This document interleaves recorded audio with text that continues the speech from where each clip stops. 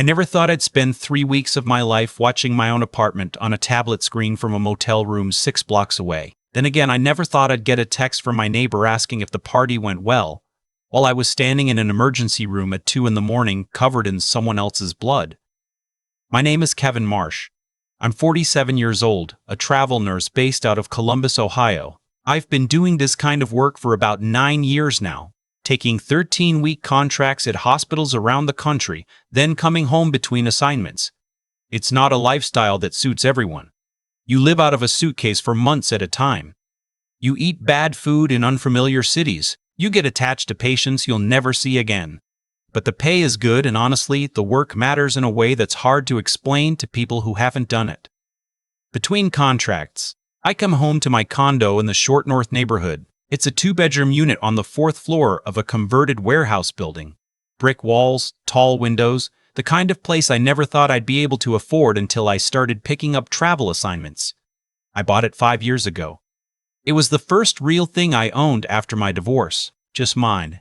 I just started a 13-week contract at a hospital in Pittsburgh when everything started to unravel.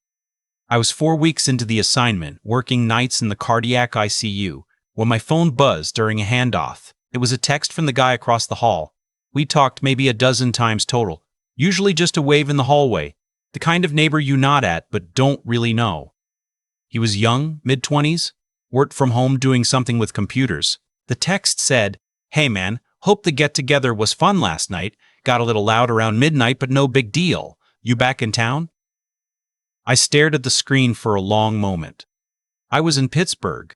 I had been in Pittsburgh for 4 weeks. I hadn't been back to Columbus once. I typed back, "I'm not in town. I've been in Pittsburgh for a month." There was no get-together. He replied almost immediately, "Oh. Huh. There were definitely people going in and out of your place last night. I figured you'd come back for the weekend or something." I finished the handoff on autopilot. My mind was somewhere else entirely. On my drive back to the extended stay hotel that night, I ran through the obvious explanations. A misunderstanding. Maybe he had the wrong unit. A maintenance visit. But those were always scheduled, and never at midnight. A break-in, but he said people, plural, going in and out. That's not a break-in. That's something else. I called the building's front desk when I got back to my room.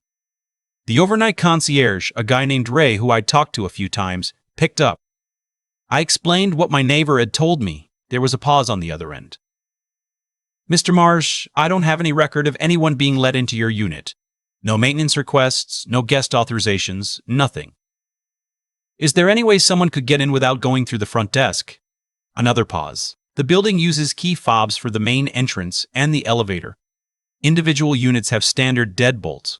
If someone had a fob and a key, they could come and go without checking in here." I thanked him and hung up. I barely slept. I lay in that hotel bed with the TV on mute, thinking about who had a key to my place. The building management office had a master. My sister had one for emergencies.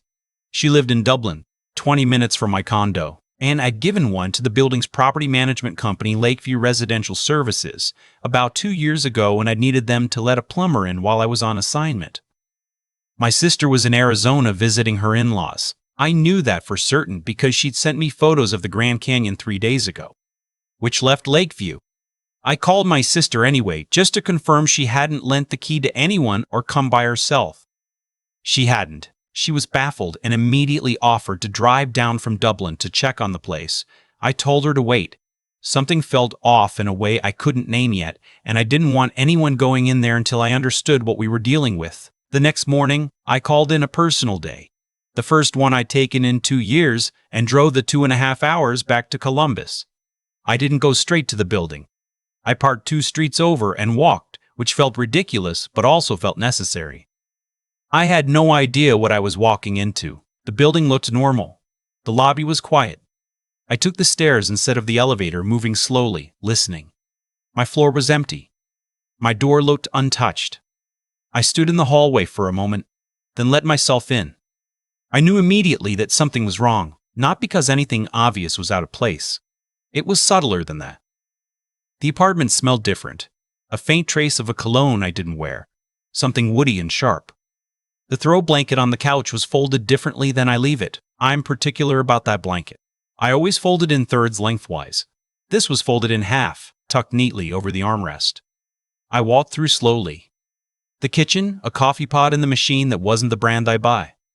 My brand is a medium roast from a small Ohio company I order online. This pot was something from a big box store, a dark roast I'd never purchased.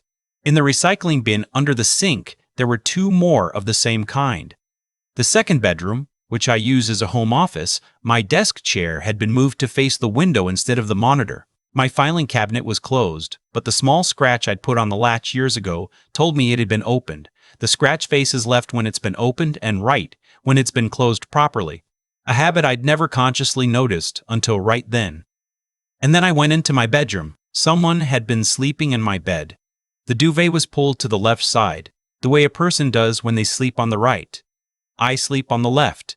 My pillows were arranged differently. On the nightstand, my nightstand, where I keep a charging cable and a water glass and nothing else, there was a receipt from a restaurant on High Street.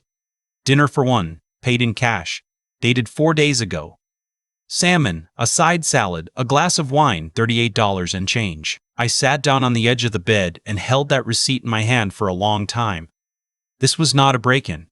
No one had smashed a window or pried open a door.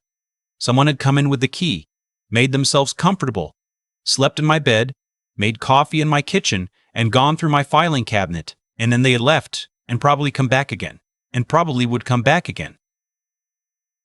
I made myself leave. I drove to a Home Depot, bought 3 small wireless security cameras and a video doorbell, then drove to a Starbucks 3 blocks from the building and sat there for 2 hours, drinking coffee I didn't taste, thinking through what to do. I thought about calling the police right then. I wanted to. Every instinct I had said call them now. But I thought about what I actually had, a coffee pod that wasn't mine, a blanket folded wrong, a receipt I couldn't prove someone else left. No forced entry.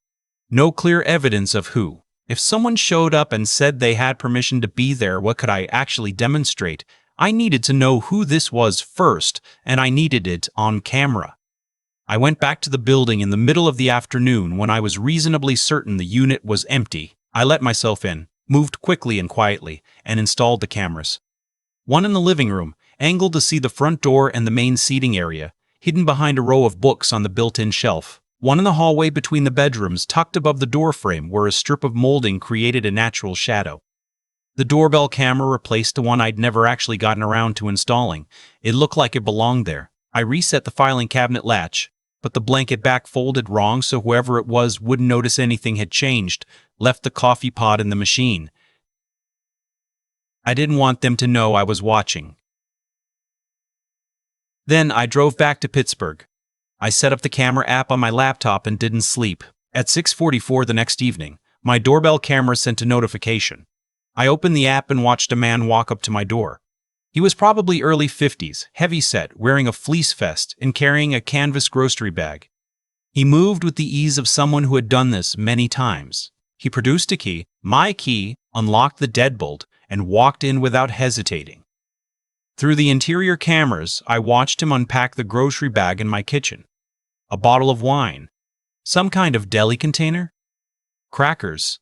He poured himself a glass, settled onto my couch, and turned on my television. He was watching a baseball game.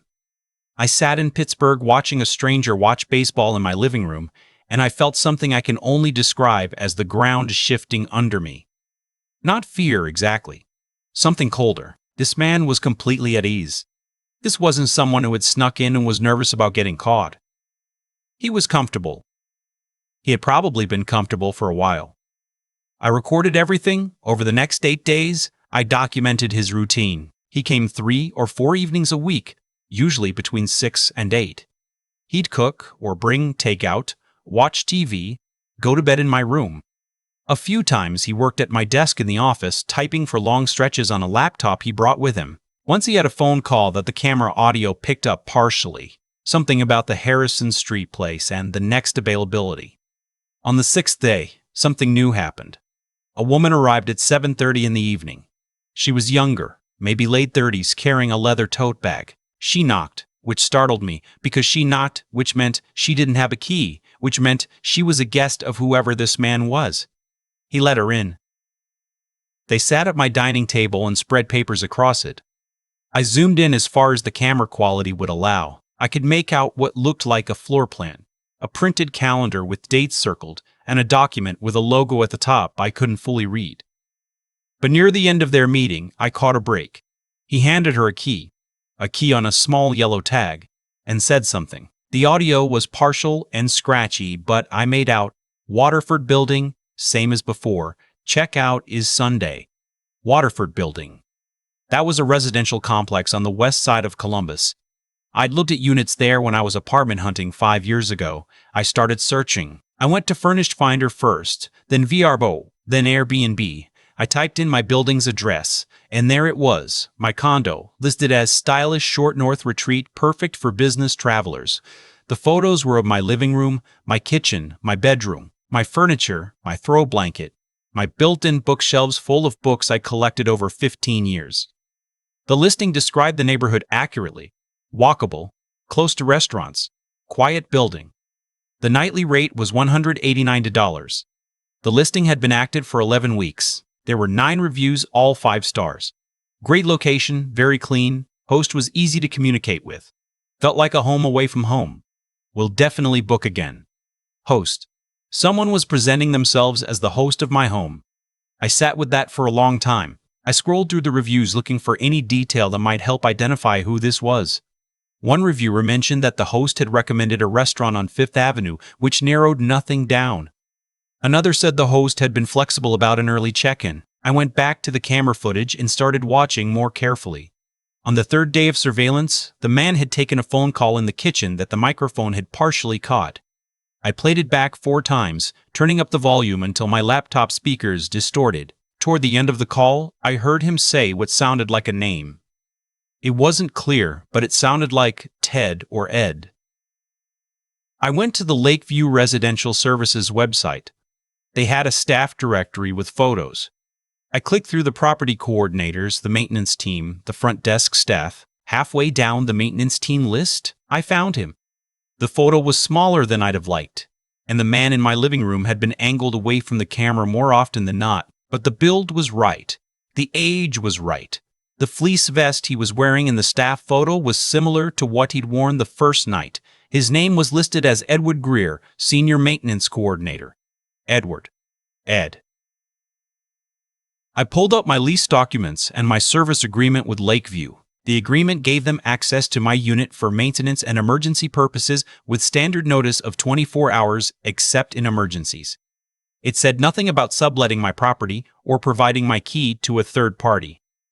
I searched Edward Greer, Columbus, Ohio. His Facebook profile was public. His LinkedIn said he'd worked at Lakeview for 6 years. His Facebook showed nothing unusual. Family photos, Ohio State game posts, a photo of a fish he'd caught last summer. But in his Facebook friends list, I found a woman whose profile picture showed her at a desk covered in papers and a laptop. Her name was Audrey Walsh. Her profile said she was a short-term rental consultant based in Columbus. Her business page advertised services including property listing management, guest communication, and revenue optimization for furnished rentals. I spent the rest of that night putting it together. Edward Greer had access to my unit through his employment at Lakeview. He knew when I'd be gone because Lakeview had my contract schedule. I provided it when I signed up for their property watch service, so they knew when to expect extended absences. Audrey Walsh was managing the Airbnb side, the listing, the photos, the guest communication, the calendar. Edward provided access. Audrey handled the business.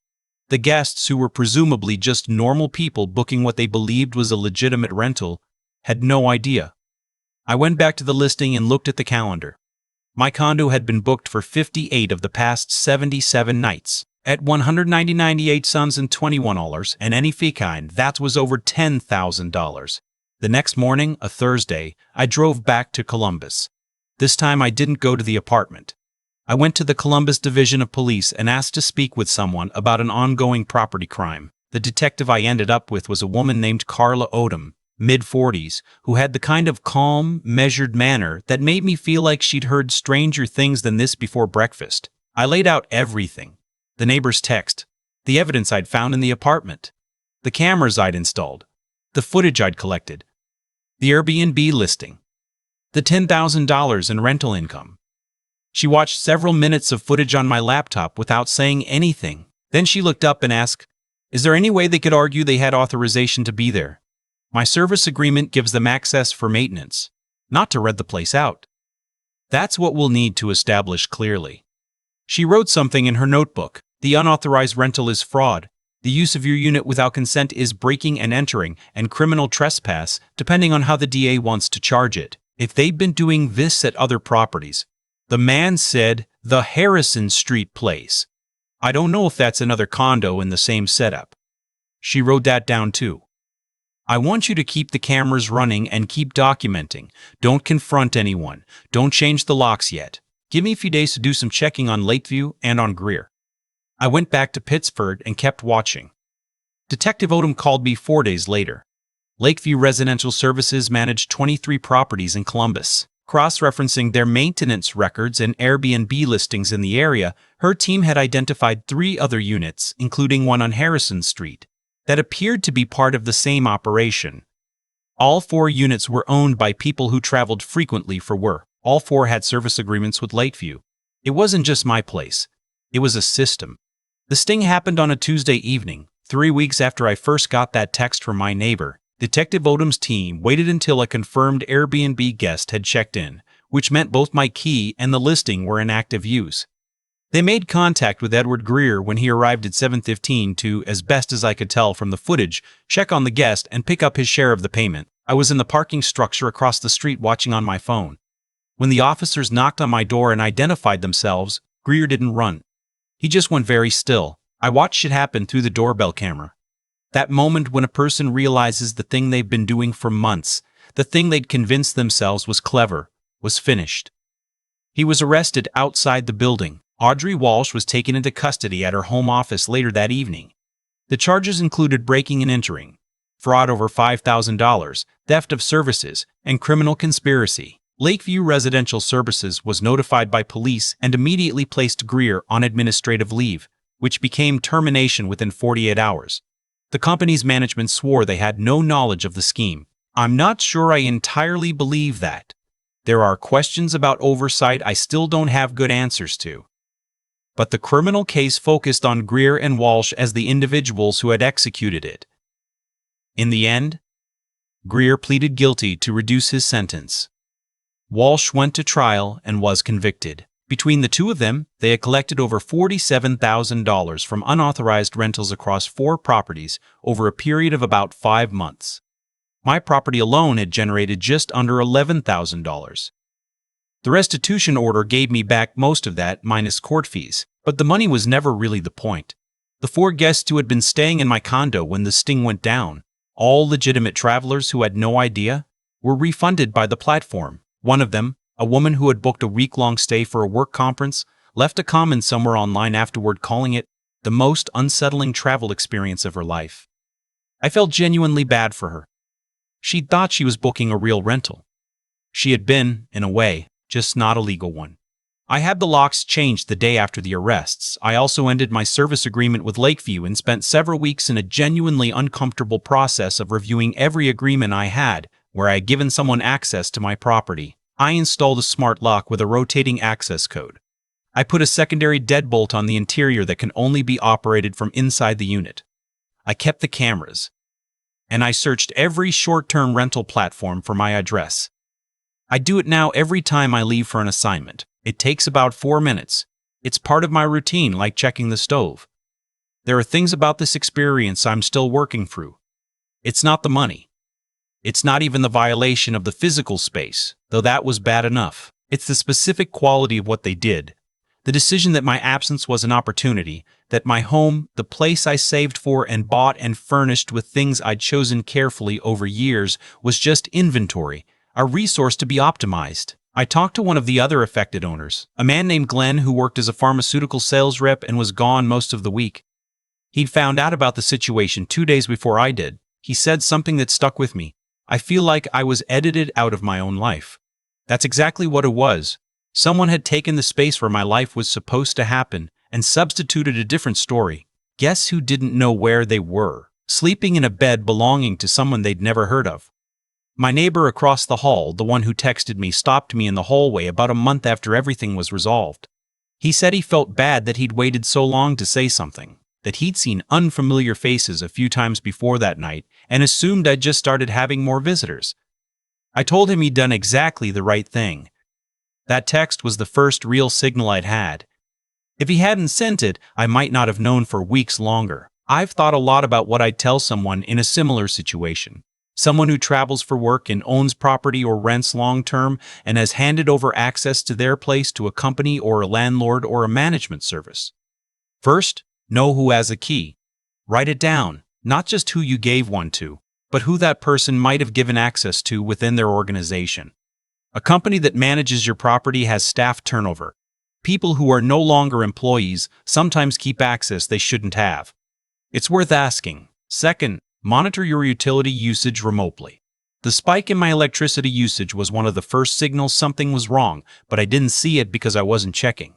Most utility companies now have apps or online portals. Set up alerts. Third, build a relationship with at least one neighbor. Not a close friendship, just enough that they have your number and feel comfortable texting you with something that seems odd. My neighbor hesitated because he didn't want to overstep. Tell the people on your floor explicitly, if you see unfamiliar people coming and going from my unit while I'm away, please reach out. Fourth, search your address on Airbnb, VRBO, and Furnished Finder once in a while. If you're a frequent traveler, do it every time you leave. It takes 4 minutes. I can't tell you how much I wish I'd done this before. Fifth, don't give physical keys to companies if you can help it. Smart locks with temporary rotating codes give you much more control. You can grant access for a specific window and revoke it remotely. That technology is affordable now. Use it. Sixth, and maybe most important, if something feels off, act on it immediately. Don't rationalize it away. I lost almost 2 weeks between when I got that text and when I contacted police, mostly because I kept thinking I needed more information before I did anything. You don't need to have it all figured out. Report what you know and let the people with actual investigative authority take it from there. The condo is mine again. I'm on another assignment now.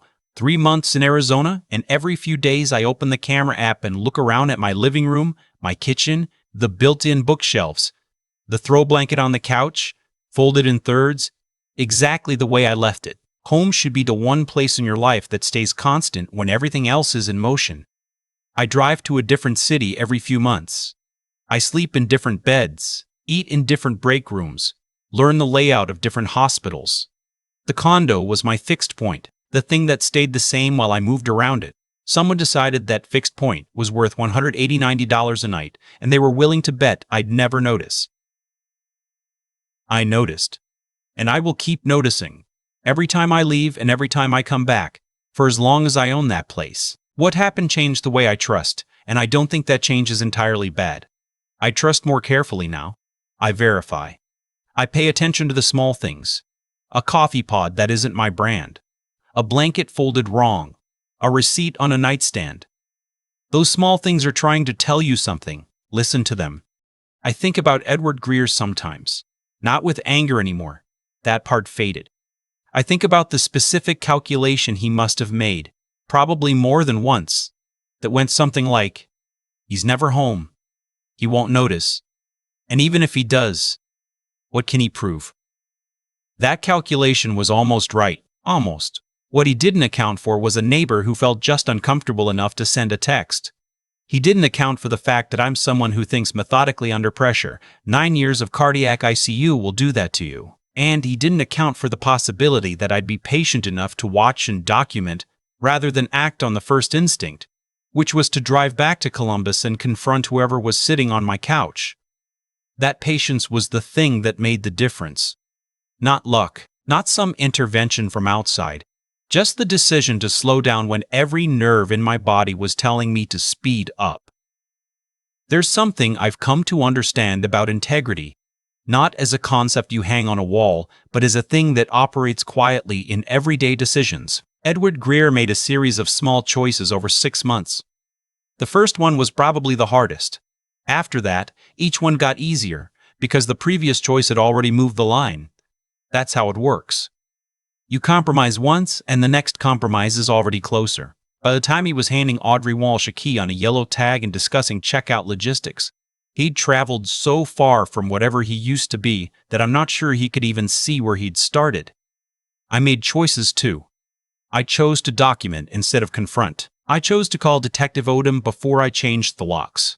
I chose to sit in a motel parking lot and watch through a phone screen rather than go in and throw someone out on the street, which would have felt satisfying for about 10 minutes and destroyed any chance of a real case. Those choices compounded the same way his did, just in the opposite direction.